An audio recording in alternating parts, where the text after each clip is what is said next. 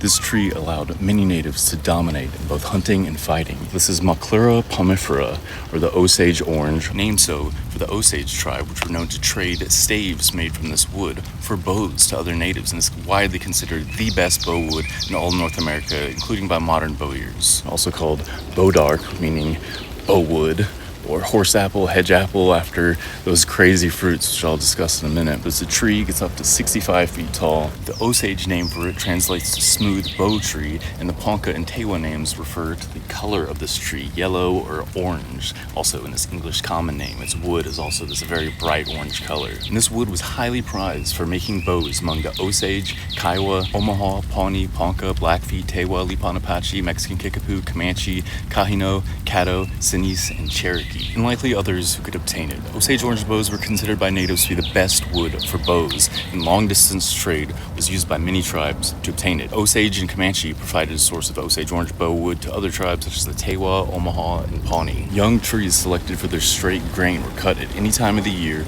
The bark was allowed to peel off, and then the wood was allowed to thoroughly dry. And they were sanded smooth with sandstone. The wood was greased and heated by a fire to shape it, sometimes being braced in a forked branch to bend it to shape. Self bows, which are straight until strung, were preferred for war, and recurved bows were preferred for hunting. The Comanche bow is about 3.5 foot long, quite short, but they're on horseback. It's just a lot more convenient to have a short bow, but you need to have a power on it.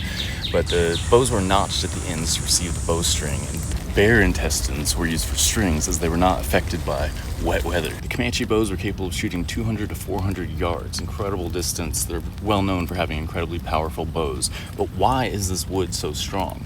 Well, one reason might be that it's adapted to browsing by megafauna.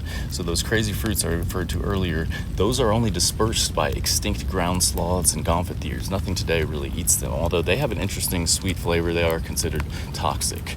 But they're adapted to sustain the weight of those huge creatures, and that's also why they have thorns. Interestingly, all those same characteristics can be applied to honey mesquite, the hard, resilient wood, the thorns, and large fruits that aren't really dispersed by any modern animal, making both of them botanical anachronisms. Another crazy fact about this is it's in the mulberry family. You might see some resemblance of the fruits to mulberries, but without this species, the Comanche, Tohono O'odham, and Apache preferred wood from mulberries, the Morus genus, specifically the Texas mulberry, Morus microphila, and the red mulberry, Morus rubra. I've made bows out of white mulberry, and it works incredibly well.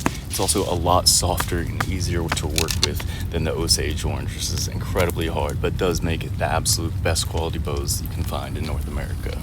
They weren't just used for bows, though. The outer portion of the roots yields the yellow dye that was used by the Kiowa, and the Comanche used the wood for pipe stems. The Comanche also took the root bark, pounded, boiled, and strained it, and used that as a wash or drops to treat sore eyes.